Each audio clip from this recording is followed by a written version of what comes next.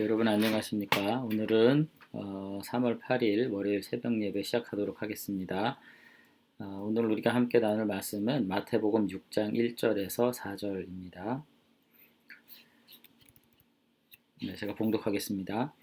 사람에게 보이려고 그들 앞에서 너희의 의를 행하지 않도록 주의하라. 그리하지 아니하면 하늘에 계신 너희 아버지께 상을 받지 못하느니라.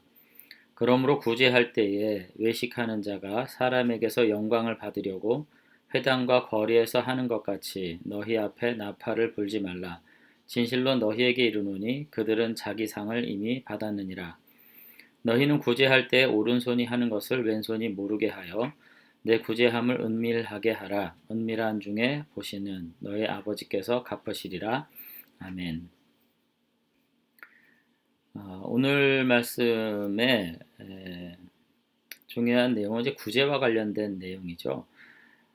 근데 지금 6장에서 나오는 이제 기본적인 교훈의 주제 세 가지를 살펴보면은 첫 번째는 구제고요. 두 번째는 주기도문이 나옵니다. 5절부터 보면은 너희는 이렇게 기도하라 이렇게 나오는데 주기도문이 나오고요.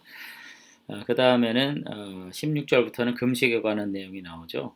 그러니까 지금 유대인들이 생각하는 가장 경건에 관련한 실천적 신앙에 관련한 중요한 세 가지의 덕목이 있는데 첫 번째는 구제고요. 그 다음에 기도고 그 다음에 금식. 이 세 가지를 통해서 유대인들이 자신들의 경건을 과시하고 하나님 앞에 바른 믿음의 사람이라는 것을 증명하는 그런 삶을 살았던 것을 알 수 있습니다. 그래서 예수님께서는 지금 유대인들이 경건과 관련된 가장 중요한 세 가지 주제와 관련해서 이것과 관련해서도 새로운 교훈을 지금 주시고 있는 거죠. 그런데 앞서서 이제 5장에서 나온 이제 가르침을 보면은 첫 번째는 대인 관계에 관련돼서 그 다음에 두 번째는 자신의 내면적 덕목과 관련된 것에 대해서 이렇게 말씀하시면서 정말 의로운 사람들이라면 어떻게 해야 되는가 하는 것을 말씀하셨다면은 이번에는 경건과 관련된 세 가지 덕목을 이야기하면서 정말로 의로운 사람은 어떻게 해야 되는가 하는 것을 이제 교훈하고 있다는 점을 우리가 알 수가 있습니다. 근데 뭐 요약하자면은 앞선 이제 관계적 측면, 대인관계 그리고 내면 세계 관계에 대해서 얘기할 때는 어떤 율법주의적 의에 빠져들지 마라. 정말로 공평하고 공의로운 삶을 살아라. 뭐 이렇게 말씀하셨다면은 이제 오늘 그 경건과 관련된 세 가지 주제와 더불어서 예수님께서 말씀하고 싶은 것은 뭐냐면 위선적인 의예요. 그래서 이 점에 대해서 우리가 생각해 볼 때 단지 구제할 때 이거 어떻게 해야 된다 하는 이야기라기보다는 구제라는 어떤 경건의 한 덕목을 꼬집어내 가지고 예수님께서 정말로 하고 싶은 말씀 뭐냐면 너희들 위선적으로 살지 마라 이런 말씀을 지금 하고 있다는 점을 우리가 좀 생각할 필요가 있습니다. 그래서 1절에 보면은 이렇게 말씀하시죠. 사람에게 보이려고 그들 앞에서 너희 의를 행하지 않도록 주의하라. 그리하지 아니하면 하늘에 계신 너희 아버지께 상을 받지 못하느니라. 그렇게 말씀을 하십니다. 말씀 그대로죠. 우리가 향한 경건의 어떤 행위가 하나님을 향한 것이 아니라 사람에게 보이기 위한 쇼였다면은 이거 아버지께 아무런 보상도 받을 수 없다. 이렇게 분명히 말씀하시는 겁니다. 우리의 삶이 언제나 공개적일 수밖에 없죠. 뭐 숨어 지내는 것이 아니기 때문에 우리가 어떤 행위를 할 때 분명히 저 사람 기도하는구나, 그 사람 구제하는구나, 저 사람 금식하는구나 다 보여지고 들려질 수 있죠. 그런데 그렇기 때문에 이와 같은 행위를 할 때, 이와 같은 경건의 어떤 삶의 모습을 보일 때 정말 경건한 신자라면 가장 주의해야 될 게 뭐냐? 이것이 사람에게 어떻게 보일까 하는 것에 우선하지 않아야 된다는 것입니다.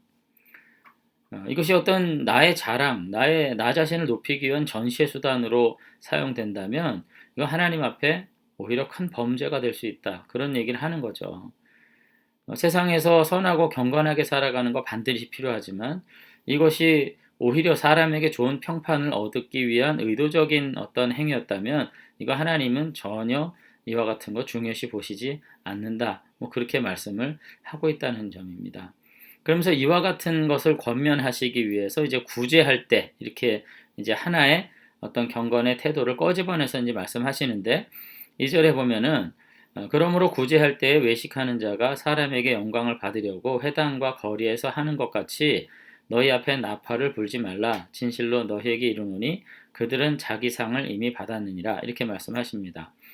여기 구제는 이제 왜 나오는 것이냐면은 신명기 15장에도 그렇고 레위기에도 그렇고 보면은 약속의 땅에 들어갔을 때 유대인들이 반드시 해야 할 기본적인 형제에 대한 태도들이 있어요.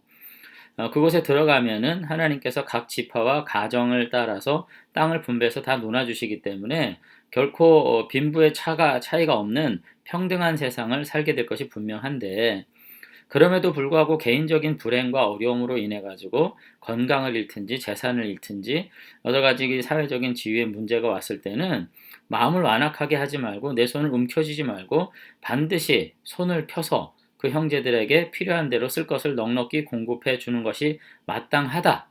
지금 그렇게 말씀을 하시거든요.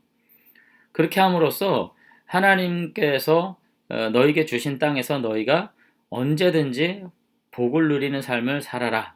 그래서 신명기 15장 11절에 가면은 뭐라고 되어 있냐면 땅에는 언제든지 가난한 자가 그치지 아니하겠으므로 그렇죠?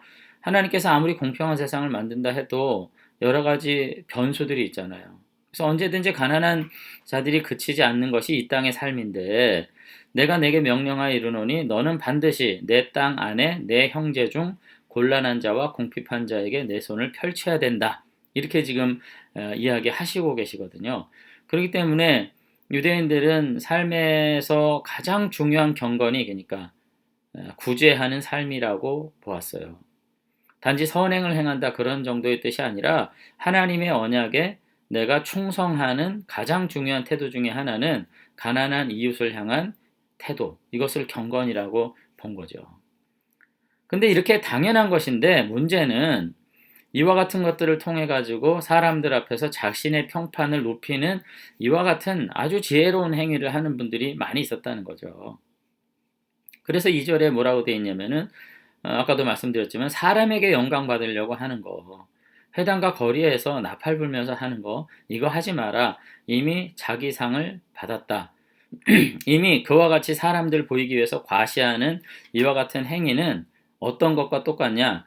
자기가 자기에게 상을 부여하는 행위다. 그러므로 하나님께서 주실 것이 없다. 이렇게 지금 이야기를 하시는 거죠. 그러면서 이제 3절에 매우 어려운 표현인데 너는 구제할 때 오른손이 하는 것을 왼손이 모르게 해라. 이렇게 말씀을 합니다. 이거는 굉장히 이제 어떤 강조법 같은데요. 자신의 구제 행위를 다른 사람에게 더욱 극적으로 알리기 위해서 어떤 계산된 어떤 행동을 다 하게 돼 있죠.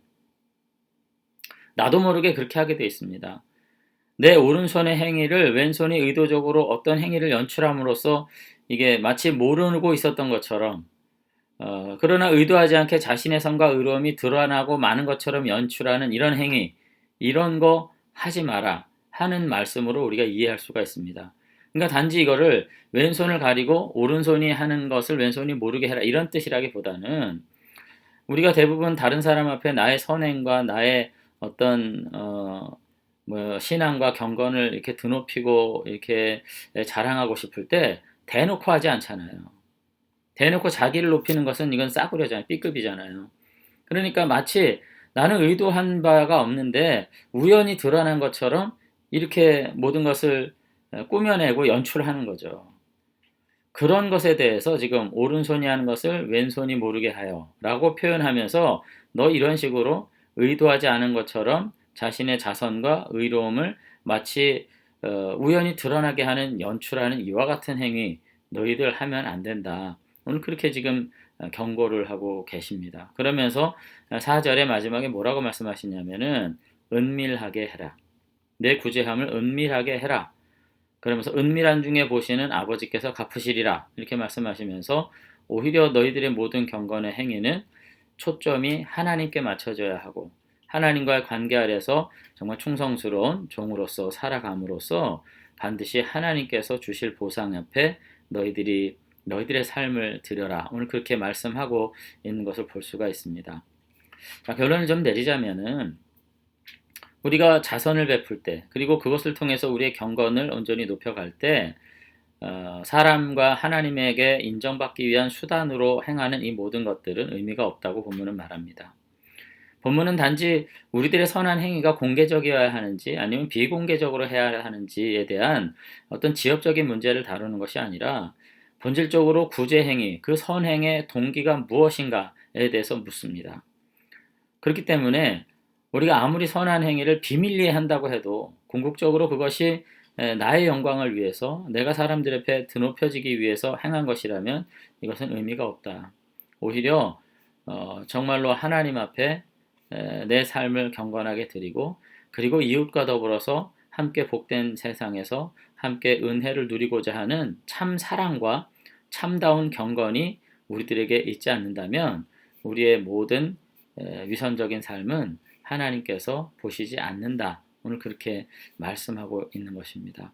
그런 점에서 오늘 이제 다시금 6장에서 시작되는 이 본문은 우리의 경건이라고 하는 것이 위선적인 것이어서는 안 된다는 측면에서 계속해서 우리들에게 교훈하고 있다는 점을 다시 한번 생각하면서, 우리들이 사실은 보이는 사람들을 의식할 때가 더 많이 있거든요.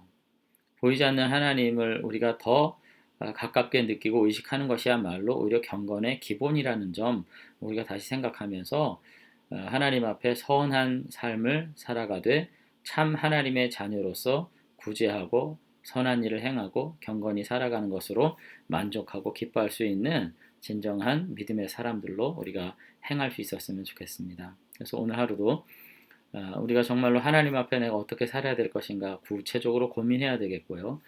그러면서 그 안에 인간적인 욕심들이 다시 한번 믿음 안에서 통제되고 제어될 수 있는 그와 같은 경건의 삶을 살 수 있다면 우리는 그 안에서 말할 수 없는 자유를 누리고 하나님과 동행하는 복된 삶을 살아갈 수 있게 될 줄로 믿습니다. 매일의 삶이 나 자신에게 상을 부여하는 거짓된 삶이 되지 않도록 오늘 다시 한번 위로부터 주시는 은혜를 구하시는 저와 여러분들이 되시면 좋겠습니다. 함께 기도하겠습니다.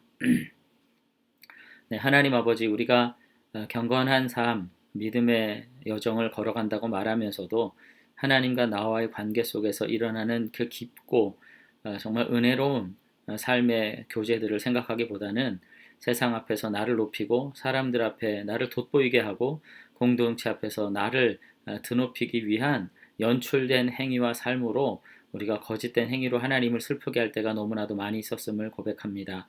아버지 하나님, 우리 안에 이 모든 정욕과 죄악들을 주님께서 다 씻어주시기를 원합니다.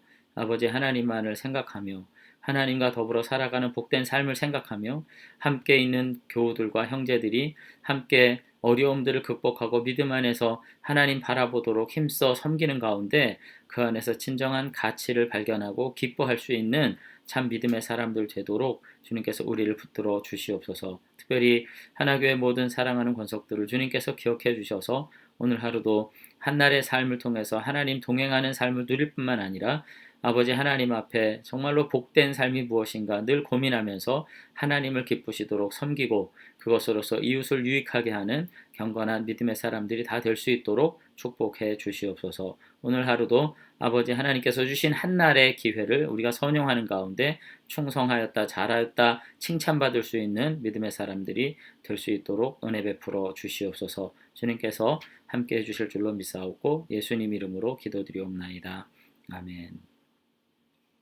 네, 3월의 첫 주간을 시작했습니다. 우리들이 새날이 이제 시작되고 있는데 이 새로운 계절에 하나님과 더불어서 다시 한번 활력을 되찾고 주님께서 공급하시는 힘을 누리는 복된 성도들이 되시기를 축원합니다. 감사합니다.